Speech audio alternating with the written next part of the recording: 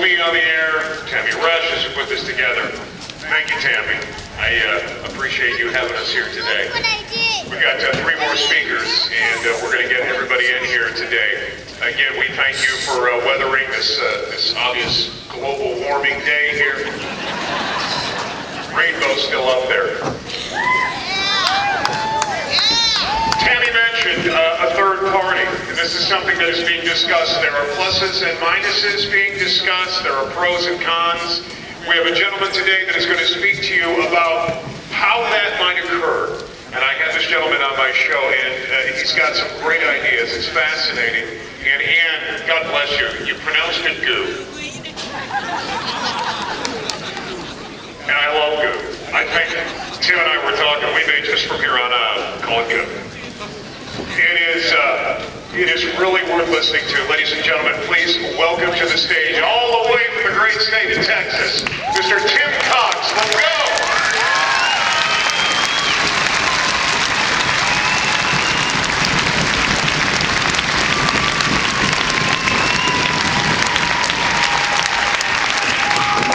Thanks everybody for coming out. I'm here to tell you a story. What I'm going to tell you sounds bold, it sounds impossible, but it's a mission and it's going to happen. We're going to replace all 435 members of the United States House of Representatives.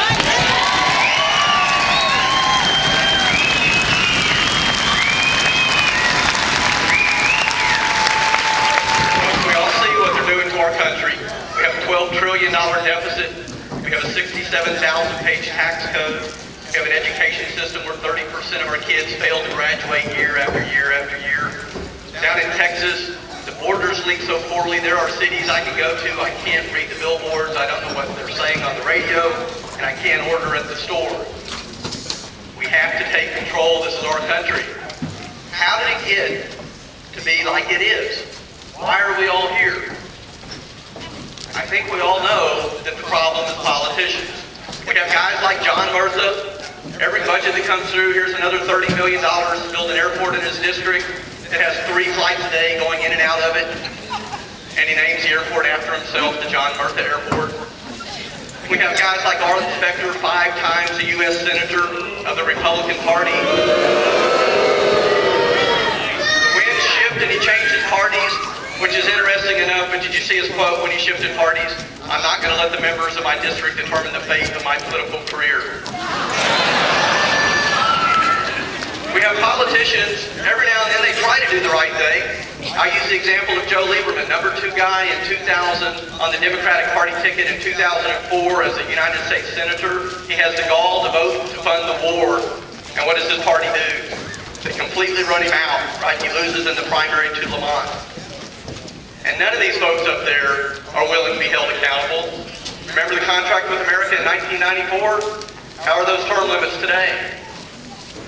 Right, we have George Bush read my lips, and Bill Clinton look us in the television eye and say, I did not have sex with that lady. Folks, they lie to us, they're laughing at us. And they do that because the system that we have is broken. Let me ask you a few questions now. If I told you there was a way we could completely separate the money from our representatives, would you be interested in that? If I told you there was a way that we could break the death grip these 2 parties have on our representatives, would you want to hear about it? If I told you there was a way we could hold our representatives accountable for the first time in our lives, wouldn't you want to do that? And if I told you that we could fire the career politicians, every last one of them, wouldn't you want to do that?